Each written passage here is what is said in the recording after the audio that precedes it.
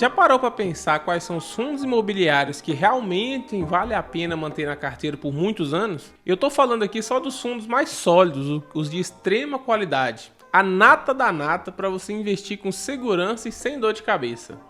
Se você quer saber quais são esses fundos para investir de forma tranquila e sem medo de errar na escolha, então fica comigo, porque nesse vídeo eu vou te mostrar 3 fundos imobiliários excelentes para você comprar hoje e carregar eles no longo prazo. E antes da gente continuar, não se esqueça de se inscrever no canal, ativar o sininho das notificações e deixar seu like para o YouTube entregar esse vídeo para o máximo de pessoas possíveis. Agora, claro, dizer que é para nunca mais vender pode ser um pouco demais, né? Afinal, o futuro é imprevisível. Mas esses 3 fundos que eu vou te mostrar são as opções que já deram muito certo ao longo dos anos e tem tudo para continuar sendo bons investimentos por bastante tempo. Só que é aquela coisa, nada do mercado financeiro é garantido para sempre. Com o tempo pode rolar mudanças na gestão, nos fundamentos ou até mesmo no setor em que o fundo atua. Então não adianta comprar e esquecer que é para sempre. De vez em quando vale dar uma conferida nos relatórios dos fundos para ver se tudo continua nos conformes. Mas pode ficar tranquilo que além de te mostrar quais são os fundos, que na minha opinião são os mais seguros e consistentes, eu também vou te ensinar de forma simples como você pode avaliar se esses fundos vão continuar sendo boas opções no longo prazo. Então, se você está começando agora e quer fugir das escolhas arriscadas, assista esse vídeo até o final. Ele está bem completo e direto ao ponto. Esse vídeo foi pensado para quem ainda está no básico e quer sair daqui já sabendo como escolher os melhores fundos da bolsa. E para garantir que todo mundo vai entender todo o conteúdo, vamos ver rapidinho o que é um fundo imobiliário e como você pode ganhar dinheiro com ele. Em resumo, um fundo imobiliário é basicamente um jeito de investir no setor imobiliário sem precisar comprar um imóvel propriamente. Sabe quando você vai no shopping no domingo e vê as lojas cheias de gente comprando? Pois é, todas essas lojas pagam aluguel para o shopping para poder operar lá. E o dono desse shopping muitas vezes não é uma única pessoa, mas sim um fundo imobiliário. Isso significa que quando você compra uma cota de um fundo de shopping, por exemplo, você se torna dono de uma parte daquele imóvel. E como dono, você tem direito a receber uma parte do aluguel que as lojas pagam. Esse valor que você recebe mensalmente é o famoso dividendo. Esse dinheiro cai direto na sua conta todo mês, sem você precisar fazer nada. E o melhor, ele é isento de imposto de renda. Mas não para por aí. Além dos dividendos, tem uma segunda forma de ganhar dinheiro com os fundos imobiliários, que é com a valorização das cotas. Funciona exatamente quando acontece como você compra uma casa ou um apartamento. A ideia é que com o tempo o valor daquele imóvel aumente. Com os fundos imobiliários é a mesma coisa. Por exemplo, digamos que você comprou uma cota de um fundo por R$100. Depois de alguns anos, essa cota pode valorizar e passar a valer 110, 120 ou até mais. Ou seja, além de ter recebido dividendos todo mês, você também pode lucrar com a valorização do seu investimento. Fundos imobiliários fazem parte da renda variável, o que significa que tanto o preço das cotas quanto os dividendos podem oscilar. Eles podem subir, mas também podem cair. A boa notícia é que no longo prazo a tendência é de valorização, desde que você escolha bons fundos e tenha paciência. Agora que você já entendeu como o fundo imobiliário funciona, as formas de ganhar dinheiro com ele e os riscos envolvidos, chegou a hora de eu te mostrar os 3 fundos imobiliários que são ideais para carregar no longo prazo, pensando na sua aposentadoria. E claro, eu vou te explicar direitinho porque esses fundos são os melhores na minha opinião. Antes de começar, nada do que eu vou falar aqui é uma recomendação de compra, beleza? O meu objetivo é te ensinar como analisar os fundos imobiliários do jeito certo.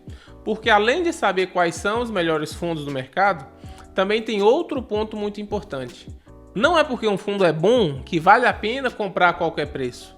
É preciso entender se agora é o momento certo para entrar. E agora vamos ao primeiro da lista, o HGLG11, um fundo imobiliário do setor logístico que muita gente considera o melhor da categoria na bolsa. O primeiro critério que eu usei para escolher esses fundos foi o patrimônio líquido. O fundo precisa ter um valor patrimonial acima de 1 bilhão. E se a gente der uma olhada aqui no site Investidor 10, dá para ver que o HGLG11 já passou desse patamar. E o que isso significa na prática? O valor patrimonial nada mais é do que o total de bens que um fundo imobiliário tem. No caso do HGLG11, ele é um fundo de logística, então a maior parte do patrimônio dele é composta por galpões logísticos, que são aqueles gigantes que você vê na beira das estradas, onde ficam armazenados estoques das grandes empresas. Agora pensa comigo, se esse fundo pegasse todos os galpões que ele possui hoje e vendesse tudo, o valor total arrecadado seria o patrimônio do fundo. E se a gente dividir esse valor pelo número de cotas emitidas, nós encontramos o valor patrimonial por cota. Basicamente, esse número indica quanto cada investidor receberia se o fundo fosse encerrado e os ativos todos vendidos. E isso é importante porque quanto maior o patrimônio do fundo, mais segurança ele passa. Quando você investe em um fundo, você está confiando seu dinheiro para que ele compre imóveis e alugue esses espaços e te repasse uma remuneração mensal. Por isso, escolher fundos com patrimônio alto é uma forma de garantir mais estabilidade no longo prazo. Agora vamos para o segundo fundo da lista, que dessa vez é do segmento de papel, o MXRF11. Diferente do HGLG11, que usa o dinheiro dos investidores para comprar imóveis e lucrar com aluguel, o MXRF11 investe em títulos de dívida do setor imobiliário. Ou seja, ele não tem imóveis físicos no portfólio, mas sim papéis atrelados a financiamentos e operações de crédito ligados ao mercado imobiliário. E aí vem um detalhe importante: por conta desse modelo de investimento, os fundos de papel geralmente pagam dividendos mais altos do que os fundos de tijolo. Mas antes que você saia correndo só para comprar os fundos de papel porque paga mais, eu preciso te alertar, existe um motivo para essa rentabilidade ser maior. E já já vou te explicar o porquê. O segundo critério que eu usei para selecionar esses fundos foi a liquidez diária. Ou seja, o quanto de dinheiro gira dentro desse fundo todos os dias na bolsa. Para garantir que o fundo seja fácil de comprar e vender, eu estipulei um mínimo de R$500 mil de liquidez diária. E se a gente puxar os dados do MXRF11, ele passa disso com folga. Atualmente sua liquidez diária gira em torno de R$20 milhões. Então sempre que eu compro um fundo imobiliário, eu preciso ficar de olho nessa questão da liquidez diária. Isso porque caso eu precise vender minhas cotas no futuro, eu tenho que garantir que vai ter alguém do outro lado querendo comprar. Se o fundo tem uma liquidez muito baixa, tipo 10 mil ou 50 mil reais por dia, claro que isso é um exemplo hipotético, e você tiver um valor alto investido nele, pode ser difícil se desfazer das suas cotas rapidamente, já que poucas pessoas estão interessadas em negociar esse fundo diariamente. Agora, esse não é o caso do MXRF11, que é um dos fundos imobiliários mais líquidos da bolsa. Ele tem um volume altíssimo de negociações todos os dias, o que traz mais segurança para quem investe no longo prazo. Agora vamos para o próximo critério que a gente precisa considerar ao escolher um fundo imobiliário: o P sobre VP, que é a relação entre o preço e o valor patrimonial do fundo. Basicamente, essa métrica nos diz se o fundo está caro ou está barato no momento. Para entender melhor, pensa assim, o P do P sobre VP é o preço da cota, ou seja, quanto o mercado está pagando naquele momento. Já o VP é o valor patrimonial da cota, que representa quanto aquele fundo realmente vale de acordo com os ativos que ele possui. Quando a gente divide um pelo outro, a gente consegue ver se o fundo está sendo negociado acima, abaixo ou no valor justo. Vamos pegar um exemplo. Imagina um fundo imobiliário está sendo negociado a R$100 por cota e o valor patrimonial dele também seja de R$100.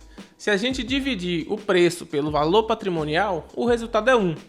Ou seja, esse fundo está sendo negociado exatamente pelo valor justo. Agora, se o preço da cota sobe para R$120, significa que o mercado vê um potencial maior naquele fundo e está disposto a pagar um valor acima do que ele realmente vale. Fazendo a conta 120 dividido por 100, o resultado é 1,2. Ou seja, ele está sendo negociado 20% acima do seu valor patrimonial. O mesmo também acontece se a cota estiver sendo vendida abaixo do valor patrimonial. Se ela cair para R$80, por exemplo, e o valor patrimonial continuar 100, o resultado seria 0,8, indicando que o fundo está barato em relação ao que ele realmente vale. Então, resumindo, PVP de 1, fundo está sendo negociado pelo valor justo. PVP acima de 1 significa que o fundo está teoricamente caro. P sobre VP abaixo de 1, o fundo está barato. Mas isso também não significa que quanto mais barato, melhor. Cuidado com as pegadinhas do mercado. Se um fundo está muito barato, pode ser um sinal de que tem algo errado. com problema na gestão ou baixa qualidade dos ativos. Por outro lado, também não faz sentido pagar muito acima do valor patrimonial, porque você pode comprometer o seu dividend yield. E como o objetivo é ter uma boa rentabilidade no longo prazo, a gente precisa encontrar um equilíbrio. Por isso, o critério que eu usei para escolher os melhores fundos imobiliários foi buscar um PVP entre 0,8 e 1,15.